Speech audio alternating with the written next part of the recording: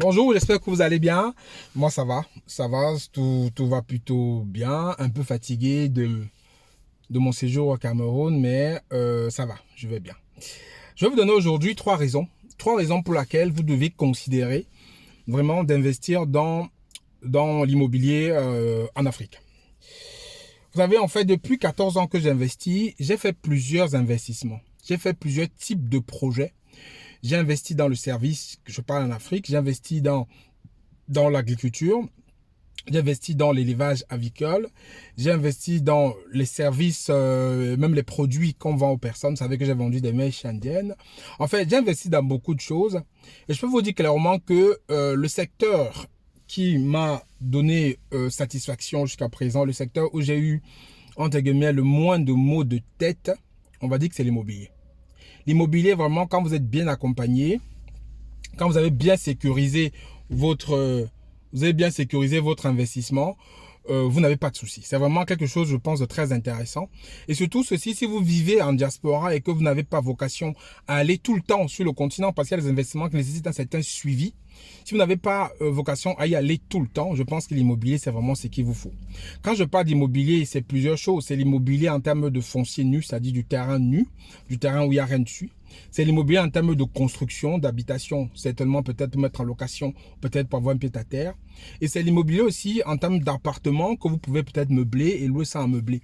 Donc, ce qui tourne autour d'immobilier, c'est vraiment l'investissement que moi je pense aujourd'hui est le plus intéressant pour ceux de la diaspora qui n'ont pas vocation à suivre leurs investissements en détail et à y aller 3, 4, 5, 6 fois par an. Parce que si on fait une ferme avicole par exemple, il faut suivre. Une ferme avicole, qu'on arrête de vous dire que vous pouvez faire une ferme d'avicole, une ferme de poulet de chair étant ici en France et vous pouvez suivre à distance, je peux vous assurer que ça ne marche pas. Clairement, je veux dire, ça ne marche pas.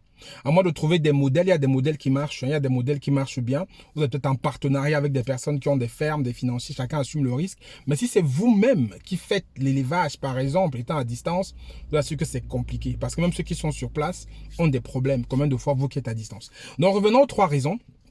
La première raison, en fait, c'est quoi? C'est que l'immobilier, quand vous allez investir sur le continent, va toujours, quand c'est bien pensé, quand le projet est bien ficelé, vous rapporter plus que ce que vous avez ici en Occident. Je m'explique. C'est-à-dire, si vous avez, par exemple, dans votre compte aujourd'hui 10 000, 5 000 euros que vous avez mis de côté, et que vous êtes en train de l'épargner dans un compte livret A ou livret de développement durable, les comptes d'épargne qui sont rémunérés pour certains à 1%, pour d'autres à 3%, maximum 5%. Vous laissez ça dormir, si on va dire 5 000 euros, vous laissez dormir 5 000 euros à 1%, vous avez combien par an? Vous avez 50 euros par an. C'est ridicule. C'est-à-dire 5 000 euros vous rapportent 50 euros par an. C'est-à-dire même si vous faites des intérêts composés, ça ne va jamais vous rapporter quelque chose d'intéressant. A contrario, si vous êtes bien accompagné sur un terrain, sur un investissement, que ce soit en Côte d'Ivoire, au Cameroun, au Sénégal ou encore dans d'autres pays, il y a des zones aujourd'hui qui sont en train de se développer parce que la population africaine grandit énormément et les villes aussi évoluent. Donc comme les villes évoluent, il y a des terrains qu'on construit, il y a des choses concrètes et forcément, les terrains prendront de la valeur. Donc, vous pouvez prendre 5 000 euros que vous avez sur votre compte ici en livret A ou LDD. Vous investissez dans un terrain, même si vous investissez pour oublier. Vous êtes bien accompagné. Vous avez votre titre foncier ou votre ACD ou votre AC villageoise en Côte d'Ivoire. Vous êtes tranquille et vous pouvez patienter. Et lorsque la ville va évoluer dans 3, 4, 5, 6 ans, vous pouvez le vendre pour 2, 3 fois le prix du terrain. Donc, c'est la première raison, c'est que c'est un investissement qui va, bien sûr, qu'il y a de la spéculation, on ne peut pas empêcher ça. C'est un investissement qui va vous rapporter beaucoup plus quand vous êtes bien accompagné que de laisser de l'argent dormir ici en Occident. Deuxième raison, en fait, pour laquelle vous devez considérer cet investissement, parce que quand j'étais au Cameroun, j'ai beaucoup travaillé avec les personnes des ministères des cadastres d'affaires foncières et on se rend compte en fait que beaucoup d'étrangers viennent acheter en Afrique.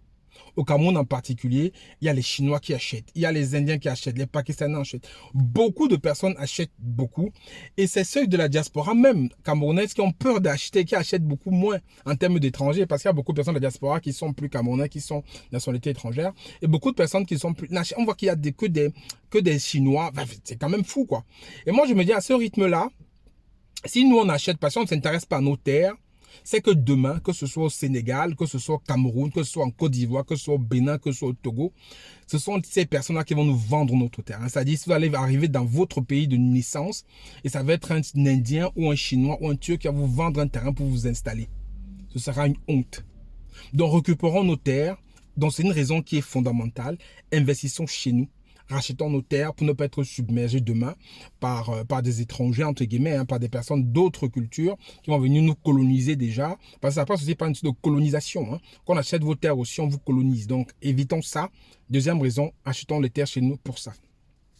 La troisième raison, c'est pour ne pas, je vais être un peu taquin, c'est pour ne pas terminer comme certains papas, certaines personnes âgées que je trouve ici, que je vois ici en France, peut-être en Allemagne ou en Belgique, peut-être il y a aussi des personnes pareilles. C'est ceux qui sont arrivés en France dans les années 80, qui sont arrivés en France très avant que nous, on arrive, la génération avant nous. Il y a une bonne partie parmi eux qui ne savaient pas ce qu'ils allaient faire. C'est-à-dire, ils voulaient rentrer, mais ils ne sont pas rentrés. Mais ils sont restés, mais ils n'ont rien fait ici, ils n'ont rien fait là-bas. C'est-à-dire, ils n'ont pas investi ici, ils n'ont rien acheté ici parce qu'ils pensaient qu'ils allaient rentrer chez eux. Et chez eux non plus, ils n'ont rien fait parce qu'ils ne savaient pas s'ils allaient rentrer. Ils étaient un peu dans une situation un peu floue. Donc du coup, ils n'ont rien fait ici, ils n'ont rien fait là-bas. Ils se retrouvent ici à 65 ans, 70 ans et ils ne savent pas où aller. Parce que ici, ils ont travaillé peut-être toute leur carrière à un niveau peut-être de salaire qui n'était pas élevé. Ils ont une retraite qui est tout rikiki. Et ils n'ont pas assez de pognon pour aller certainement investir chez eux, racheter une maison et tout ça. Donc du coup, ils restent ici dans un logement, location, en HLM. Et leur vie est comme ça. Et comme je dis de façon crue, ce n'est que leur cadavre qui va rentrer dans leur pays. Évitons de vivre cette situation-là. Évitons ça. Tant qu'on peut encore, essayons de nous positionner sur des terrains chez nous pour que, à ce moment-là, quand quelqu'un a 65 ans, chacun va rentrer en Afrique suivant ses projets, suivant sa vie. Il y en a d'autres qui vont rester ici jusqu'à 60, d'autres resteront jusqu'à 50, d'autres rentreront à 30. Chacun son projet de vie. Mais de grâce, investissons-y pour qu'à ce moment, on décide de mettre un pied chez nous, de rentrer chez nous, qu'on a déjà au moins le pain de terre avant de se battre, de construire dessus. Parce que si vous perdez le temps, comme je dis, les prix vont augmenter. Et à ce moment, à 60 ans, quand vous aurez 65 ans, le terrain que vous avez pu avoir à 5 000 € aujourd'hui sera à 25 000 €, sera à 30 000 €. Si vous avez 40 ans aujourd'hui, acheter un terrain à 5 000 €, si vous achetez dans 20 ans, le même terrain, il va valoir 4-5 fois le prix. Donc, juste pour cette raison-là, juste parce qu'il faut anticiper, parce qu'on ne sait jamais quand chacun va décider de pouvoir rentrer chez lui, à moins qu'il fasse un parcours, enfin, il fasse son projet. Hein. Mais si vous décidez de rentrer à 30 ans, 35, 40, 50, 60, peu importe son projet, il faut que vous ayez quand même un lopin de terre qui vous appartienne chez vous. Et que surtout, ça rejoint les deux raisons que j'ai données. Raison en termes de rentabilité et en termes de récupération de nos terres. Parce que je vous dis que ce qui se passe sur le continent africain est très grave. Et si nous, enfants de l'Afrique, on ne fait rien, je vous assure que toutes nos terres seront rachetées par les étrangers. Je sais pas ce que vous pensez de cette vidéo. Si vous avez d'autres raisons que je n'ai pas évoquées pour acheter un terrain, mettez-moi ça en commentaire. Et je prépare un live spécial cette semaine où je vais vous expliquer ceux qui sont d'origine camerounaise et qui ont une nationalité étrangère, comment vous pouvez acheter un terrain au Cameroun. La procédure claire, reconnue par l'État et qui marche à tous les coups. De rester informé, vous aurez l'information sur le live très bientôt. J'espère que la vidéo vous a plu. Si c'est le cas, partagez-la. C'était Franck Kenyé. À très bientôt pour la prochaine vidéo. D'ici là, prenez soin de vous. Ciao, ciao.